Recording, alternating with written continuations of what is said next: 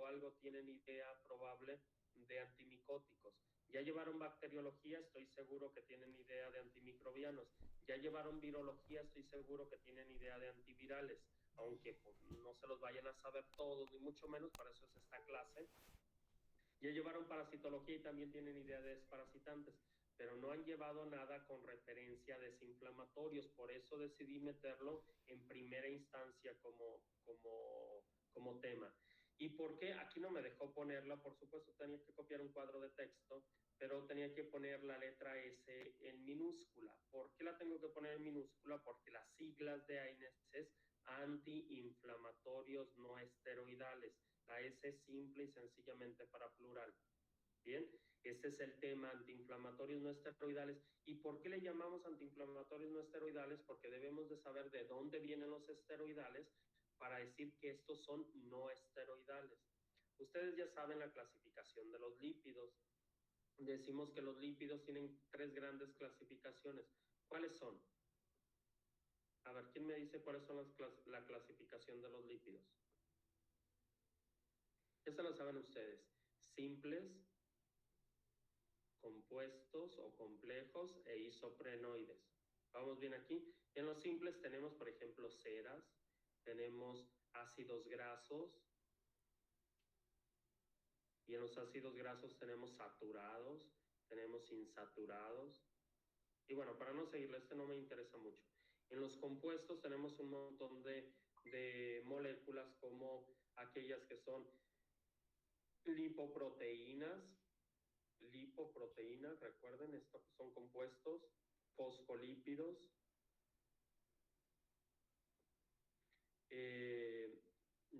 glucolípidos, etcétera, etcétera. Vamos a dejarlo, son compuestos, es un lípido más otra molécula. Y atentos aquí porque esto es lo que me interesa. Isoprenoides tenemos por lo menos 2 grandes grupos, unos que se llaman carotenoides y tenemos otros que se llaman esteroides. Grábense bien esta palabrita. En los esteroides tenemos algunos que son anabólicos. Aquí tenemos ejemplos como algunos sintéticos como el salmeterol, como tenemos algunos otros como clenbuterol prohibido, simpaterol que sí es permitido y algunos otros, bueno. Y tenemos otros que son hormonales y dentro de los hormonales tenemos algunos que son glucocorticoides. Igual hay unos mineralocorticoides también dentro de estos que funcionan como hormonales. Son grasas, pero que están producidas por las glándulas suprarrenales y bueno, tendrían estas funciones. ¿Por qué los AINES son no esteroideos? Porque nada tienen que ver con estas moléculas. Son moléculas completamente heterogéneas, muy distintas entre sí, pero con otras finalidades y con otro origen. No tiene que ver con origen lipídico en esta clasificación. Luego vamos a ver los glucocorticoides, que esos por supuesto que vienen de los lípidos, pero hay que asegurarnos que estas son las primeras moléculas que vamos a ver que no dependen de los lípidos, son moléculas extras, casi todas son ácidos, casi todas, derivados del ácido acético, derivados del ácido enólico, derivados del ácido nicotínico, salicilatos para aminofenoles y así. Vamos a ver las 8 familias que integran este grupo grandísimo de AINES. Pero tenemos que tener en cuenta que no pertenecen a los lípidos, que son moléculas heterogéneas, que vienen de ácidos, son ácidos débiles que después se tienen que potencializar. Si es que no están potencializados, los aventamos al estómago y en el estómago se potencializa. Bien, y todos estos, excepto el paracetamol, están indicados o están directamente relacionados a inhibir una enzima que se llama ciclooxigenasa. ¿Hasta aquí vamos bien? ¿Cuál ciclooxigenasa? Por supuesto que la ciclooxigenasa 2. Vámonos aquí, atentos con las ciclooxigenasas. Ustedes saben que en la cascada del ácido araquidónico se desprende la ciclooxigenasa 2, que es la que da origen a unas moléculas que las vamos a ver a continuación que se llaman eicosanoides. Esta palabrita les puede sonar rara, pero no quiero que la den por mal vista, entiéndanla bien porque tienen muchísimos efectos en el organismo los eicosanoides y por tal motivo debemos de asegurarnos que estas moléculas, entenderlas muy pero muy bien. Son moléculas muchísimamente importantes, con muchísimas repercusiones en el organismo, y tenemos que saber qué pasa cuando hay en grandes cantidades y qué pasa cuando las tenemos disminuidas. ¿Por qué razón todos los AINES inhiben a la ciclooxigenasa? Ahorita lo vamos a ver con la cascadita del ácido araquidónico. Lo que quiero decirles a continuación es que hay una sola familia que se llaman paraminofenoles, que no va dirigida a la ciclooxigenasa, sino a una eicosanoide en específico que se llama prostaglandina. Y la prostaglandina, que no es reproductiva, sino esta es una prostaglandina de la cascada del ácido araquidónico, esta está implicada en dos procesos fisiológicos importantes. Uno de ellos es el dolor y otro de ellos es la pirexia. ¿Qué quiere decir? Que si nosotros damos paracetamol, no vamos a hacerle nada a la inflamación en realidad, porque la inflamación está más implicada con las prostaciclinas. Pero para el dolor y para la pirexia entendámoslo como el aumento de temperatura, sí está relacionada con las prostaglandinas. ¿Por qué razón? Fisiológicamente sabemos que el centro que controla la temperatura en el organismo está en el hipotálamo. ¿Quién va a ir a avisarle al hipotálamo? Tenemos una alarma en el organismo y debes de subir la temperatura, las prostaglandinas. Si nosotros inhibimos las prostaglandinas, no llegarán al hipotálamo y todo sigue funcionando de manera normal, aunque tengamos una posible infección o aunque tengamos una posible, vamos a pensar, porque también sube la temperatura, de una insolación. Esto genera muchísimas prostaglandinas que van a llegar acá. ¿Por qué en una insolación no sube la temperatura? Decimos, no, es que nos asoleamos mucho y guardamos mucho calor del sol. No precisamente eso. Atentos, porque los rayos ultravioleta o cualquier tipo de rayo solar lo que van a hacer es dañar las células. Estas células que están dañadas están repletas de fosfolípidos. Uno de sus fosfolípidos es el fosfatidilcolina. Este fosfatidilcolina se comienza a transformar para finalmente dar origen a eicosanoides como prostaglandinas. Al secretarse tantas prostaglandinas, estas prostaglandinas van a viajar al hipotálamo y le van a decir, hay muchísimas células destruidas, probablemente esta es una agresión externa, sube la temperatura para matar esos microorganismos inexistentes, pero esta no sabe que es que no había microorganismos, es que fue el sol el que dañó todo eso, y por tal motivo sube la temperatura. ¿Sí me están entendiendo? Hay que tener mucho cuidado con esto, porque también un golpe de calor nos puede llevar a la muerte. Bien. Y bueno, el golpe de calor no específicamente es por causa del hipotálamo, también si nos exponemos mucho a la radiación solar con mucho calor, lo podamos tener. ¿Alguna duda con esto? Y estamos empezando apenas hablando de las ciclooxigenasas. Ahora, ¿cuántas ciclooxigenasas hay? Vamos a tener dos de las más importantes, ciclooxigenasa 1 y ciclooxigenasa 2. Atentos con el papel que juega cada una de ellas. Una la llamamos COX-1 y otra COX-2. Hay que hacer bien diferencia con estas ciclooxigenasas, porque la que nos interesa en la cascada del ácido araquidónico es la 2, pero constitutivamente son muy similares y muchísimos de los fármacos AINES van dirigidos a dañar tanto la 1 como la 2. Nosotros no querríamos o no esperaríamos dañar a la ciclooxigenasa 1, pero va por ende. En realidad, cuando dañamos a la 2, también se nos va entre las patas la ciclooxigenasa 1. Lo que tenemos que tener bien en cuenta es la ciclooxigenasa 2. A esta les vamos a llamar de la siguiente manera. Si están haciendo cualquier cosa, pongan atención en esto, porque esto nos puede ayudar mucho. La ciclooxigenasa 1 es inducible. Perdón. La ciclooxigenasa 1 es constitutiva y la 2 es inducible. Estaba pensando más adelante. La ciclooxigenasa 1, repito, es constitutiva. Ahorita voy a explicar por qué una cosa y por qué otra. Constitutiva y la 2 es inducible. ¿Qué quiere decir de la ciclooxigenasa 1? Atentos, aquí es sumamente importante para funciones vitales del cuerpo, repito esto. Por eso es constitutiva, porque es sumamente importante para funciones vitales en el cuerpo. Funciona, no se les olvide esta palabrita que les voy a decir a continuación, funciona en muchas ocasiones como factor transcripcional.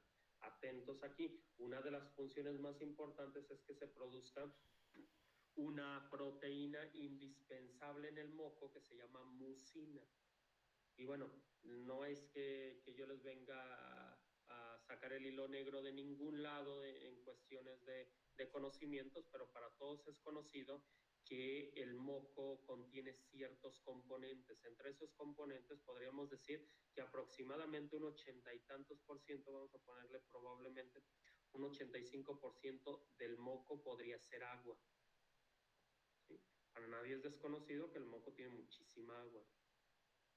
El resto, un 15%, un poquito más, dependiendo la consistencia del mismo, tendría 3 componentes extras. El más importante de ellos es mucina. ¿Cuáles son los otros 2 componentes del moco? ¿Quién me dice?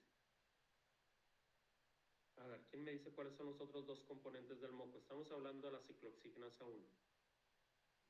¿Alguien se ha preguntado qué contiene el moco aparte de agua y mucina? ¿Sal?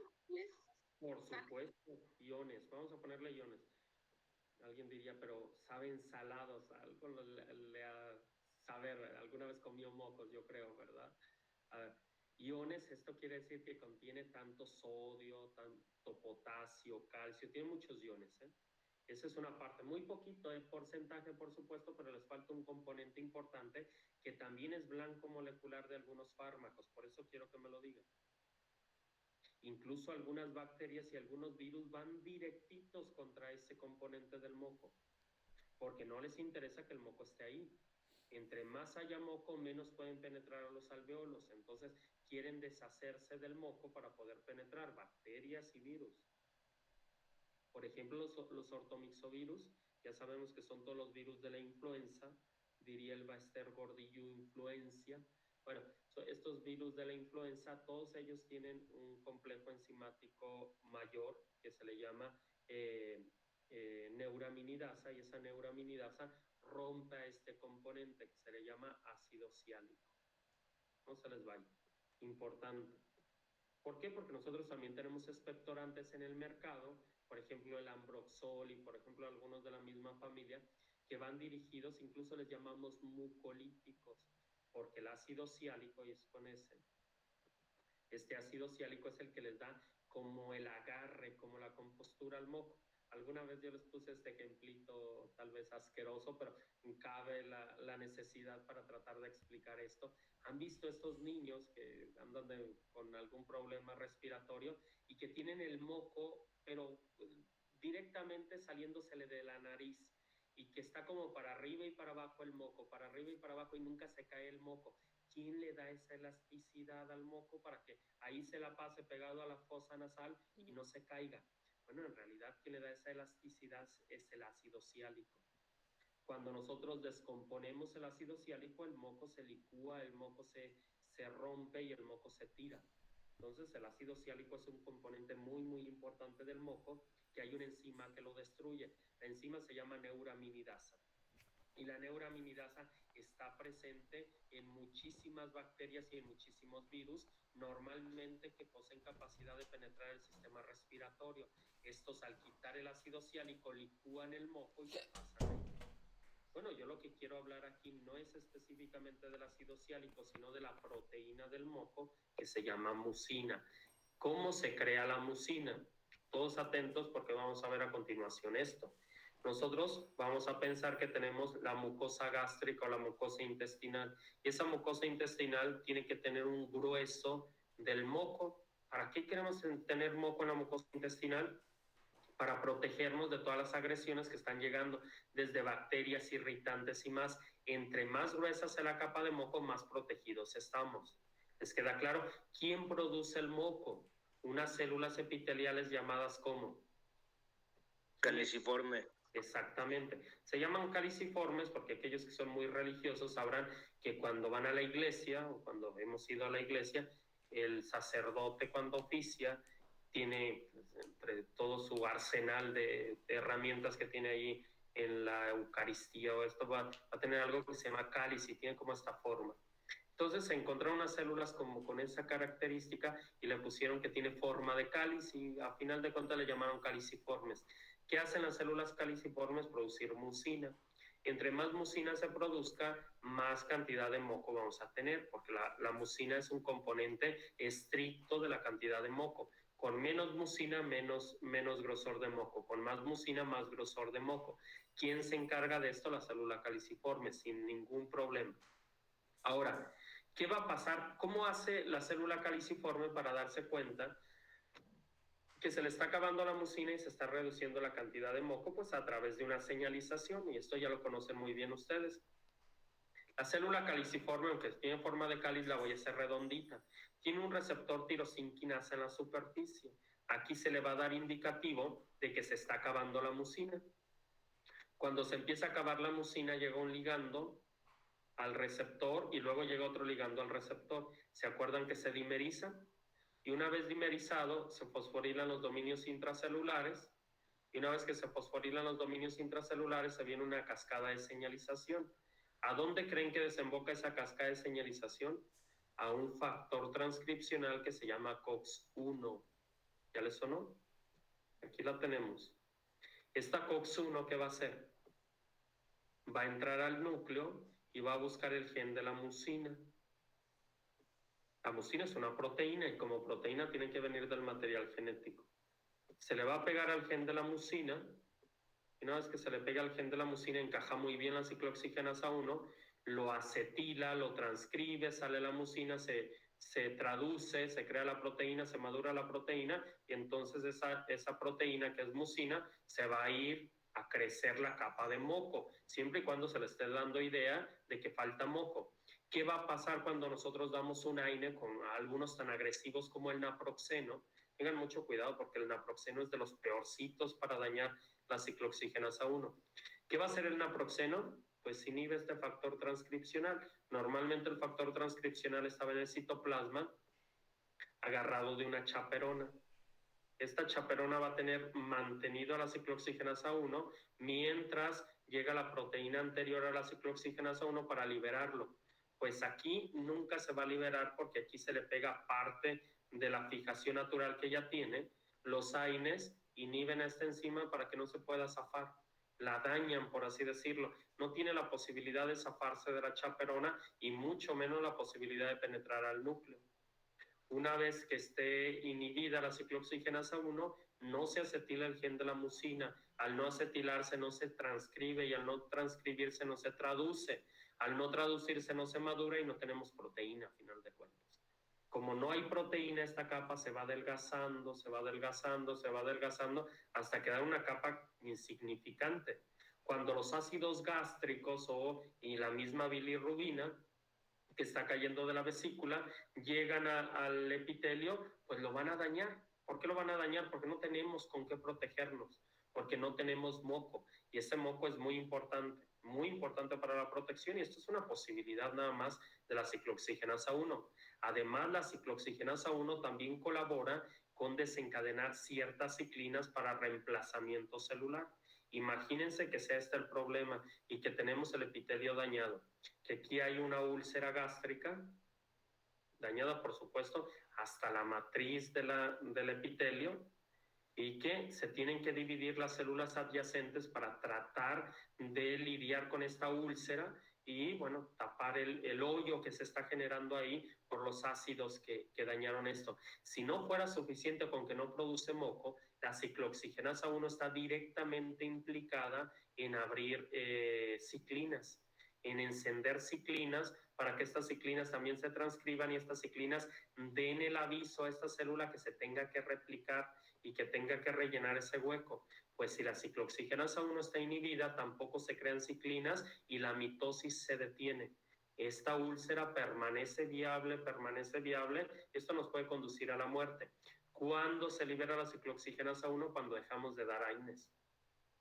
Entonces hay que tener mucho cuidado porque sí podemos tener efectos adversos. Los dos más importantes o de los más comunes es uno, que se deja de producir mucina, por lo tanto se adelgaza el moco. Y el segundo es que las células adyacentes al sitio de daño no pueden entrar en mitosis porque quien colabora para sacar de secuestro a las ciclinas y den la señal de mitosis también es la ciclooxigenasa 1. Y si la tenemos inhibida, pues no se van a meter a mitosis las células adyacentes al sitio de daño. No sé si me di a entender, pero no quisiera avanzar sin que alguien de ustedes no haya entendido. ¿Sí me estoy dando a entender qué papel tiene la ciclooxigenasa 1? Sí, profe. Muy bien. Ahora lo que me interesa es la que sí queremos inhibir, que es la ciclooxigenasa 2. Y les pregunto, ¿en todos los casos la queremos inhibir completamente? Por supuesto que no. Les voy a poner un ejemplo. Si ustedes, y menos en veterinaria, en humanos como quiera, la gran mayoría de nosotros, siendo adultos, por supuesto, tenemos la posibilidad de nosotros manejarnos y decir, bueno, pues es que si hago esfuerzo de más y tengo una lesión, pues voy a dañar la lesión. Pero imagínense un gato, por ejemplo, que le acaban de hacer una cirugía y le quitan completamente el dolor, que podemos hacerlo. ¿Qué va a hacer ese gato? Le acabaron de hacer la cirugía y no tiene dolor en lo absoluto, va a empezar a correr, a saltar, a trepar árboles y demás, y esa cirugía que le acabaron de hacer se le va a abrir y se va a dañar. Y no es raro a veces ver animales, disculpen la palabra con esto, pero con las tripas de fuera. ¿Por qué? Porque nosotros no le quitamos el dolor, este animal comenzó a moverse sin ningún control y se rompió puntos y se rompió más cosas. Incluso tampoco es bueno dejarle mucho dolor, porque el dolor va a incentivar, atentos aquí, a nociceptores, y estos nociceptores, muchos de ellos llevan señales de prurito, y ese prurito va a hacer que se rasque, se rasque y se rasque el animal, se va a reventar igual puntos, y entonces no vamos a tener posibilidades de éxito. Tenemos que dar fármacos que nos aseguremos que quitemos el prurito. Entre ellos, los glucocorticoides funcionan muy bien para quitar esto. Pero nosotros también, al inhibir la ciclooxigenasa 2, también vamos a inhibir toda esta funcionalidad de la comezón. Y es que la comezón es un indicio de que algo está mal en el sitio. No tendría por qué haber mucha comezón, pero cuando hay inflamación, cuando hay un problema de infección, siempre va a haber estos signos de prurito, y que el animal puede conducir a verdaderos problemas. Bien, ¿hasta aquí alguna duda? Ahora, vámonos con el papel de los eicosanoides. Importantísimo los eicosanoides. Bueno, ahorita vamos a tener un receso pequeñito, después vamos a volver, vamos a explicar el papel de los eicosanoides, les explico la tarea y comienzan a hacerla. Bien, así nos vamos a manejar más o menos. Ahorita vamos a ver qué son los eicosanoides. Los eicosanoides es el resultado de la cascada del ácido araquidónico, como prostaglandinas, prostaciclinas y tromboxanos. Esto por una línea, pero también puede haber otros eicosanoides como, ¿cuáles les dije? Por la otra línea de las lipoxigenasas, leucotrienos. Estos son de los principales, no son los únicos, incluso falta el péptido P y faltan varios. La mismísima histamina puede ser un eicosanoide, así que faltan varios eicosanoides, pero estos sí son de los más importantes. El papel que tienen fisiológicamente los eicosanoides va a depender de la cantidad de ellos. Entre más estímulos tengamos, más de estas funciones vitales fisiológicas se van a ver dañadas. Ahora, dice, sus acciones pueden ser aumentadas por diversos estímulos de enfermedades. ¿Qué podrían ser las acciones de estos eicosanoides? Por ejemplo, el sistema cardiovascular. Este se ve directamente dañado por los eicosanoides. Cuando hay eicosanoides, ustedes saben, vamos a ver nada más dos y les doy un receso, que los vasos sanguíneos llevan la circulación sanguínea entre ellos, vasos, venas, arterias, lo que sea, y va un flujo continuo. Cuando hay demasiados eicosanoides como prostaglandinas, como prostaciclinas, incluso algo de los tromboxanos, aquí se alentiza la cantidad de sangre. ¿Por qué se alentiza? Porque se hace una vasodilatación. ¿Sí? Se vasodilata el sitio, y entonces nosotros vamos a tener aquí la posibilidad, imagínense que aquí está el daño, de que las células del sistema inmune, para eso queremos la vasodilatación, para que las células del sistema inmune se den cuenta, estos eicosanoides van a provocar vasodilatación aquí y van a ir en sistema de más a menos en cuestión de las famosas quimiosinas que forman parte de los eicosanoides. Imagínense que aquí venga un monocito, porque los monocitos están en la circulación sanguínea. Se da cuenta que hay una señal química de daño, son los eicosanoides, y comienza a lentizarse. De inmediato de ir al centro del vaso sanguíneo, se va a las paredes y comienza un proceso que lo conocen muy bien ustedes de rodamiento. Y empieza a rodar y empieza a rodar hasta que se encuentra un sitio de salida. En ese sitio de salida le hace como le tenga que hacer, pero aquí había muchas citocinas que le estaban avisando y estas células están muy bien engrapadas por unas proteínas que se llaman betacaderinas. Empieza a meterse con todos sus pseudópodos, se mete hasta el sitio de daño y al ratito de tenerlo acá, ya lo tenemos como macrófago, aquí era monocito, y lo vamos a tener como macrófago en el sitio de daño. Recuerden que cuando los monocitos salen de la circulación sanguínea se convierten en macrófagos, y aquí ya lo vamos a tener para el sitio de daño. Pero ¿por qué pudo hacer este rodamiento? Porque todo se acomodó. Dicen el universo conspiró para ellos, todo se acomodó para que estas células del sistema inmune pudieran llegar al sitio de daño. Se hace una vasodilatación para que comience el rodamiento, para que busquen el sitio de salida, rompan los enlaces de las células en ese endotelio vascular y puedan salir al sitio de daño. Y entonces puedan empezar, vamos a pensar que este fue un golpe. No hay bacterias en el sitio, pero hay que fagocitar todas estas células que están rotas. Bien. Una vez fagocitando las células rotas por las células fagocitos profesionales, las células adyacentes que están bien se pueden replicar y pueden llegar al sitio de daño para completar todos esos problemas, quitar las células dañadas y hacer que se incentive la producción de nuevas células para que completen el sitio que estaba dañado como un sitio funcional de nuevo. ¿Me están entendiendo qué función tienen los eicosanoides en el sistema cardiovascular? Entonces yo les pregunto, ¿será bueno quitar por completo los eicosanoides? Por supuesto que no, si no, no vamos a reparar el sitio de daño. Lo que sí hay que controlarlo, porque el organismo no siempre se controla por sí solo, a veces se produce tantísimo de esto que vamos a tener un verdadero problema de incapacidad incluso de movernos. Hay que tratar de compensarlo de tal manera, sí quitarle estímulo, pero de tal manera que se pueda comportar por sí solo, ¿sí? Por sí solo tenga una cierta finalidad de reemplazamiento de los sitios dañados, ¿bien? Y la otra es agregación plaquetaria. Cuando hay muchísimos eicosanoides, entre ellos tromboxanos, aquí viene el papel de estos, importantísimo, el papel de los tromboxanos, estos van a hacer que las células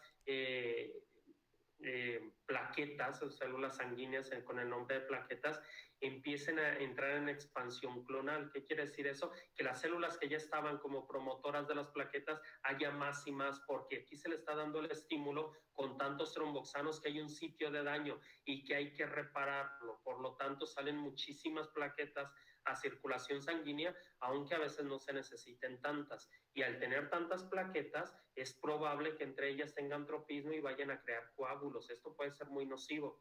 Tenemos que controlar la cantidad de plaquetas para que no tengamos tantas. Tampoco tener tan poquitas que no podamos hacer la coagulación, pero sí que tener solo las suficientes. ¿Les queda claro esto?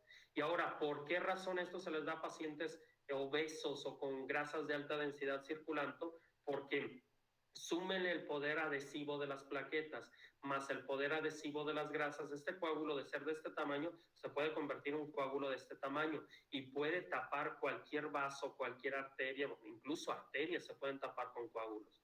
Hay que tener, ahí tenemos el ejemplo de las coronarias, que bien no tienen una luz tan grande las coronarias, pero con cualquier coágulo podemos tener un verdadero problema ahí. ¿Les queda claro? Aquí ya llevamos 2. Déjenme ver si ya son las 10 de la mañana, justo. Entonces, les voy a dar 10 minutos para seguir con esto, terminamos esto y les dejo la tarea. ¿Les parece? Ok. Muy bien. Entonces, son las 10, a las 10:11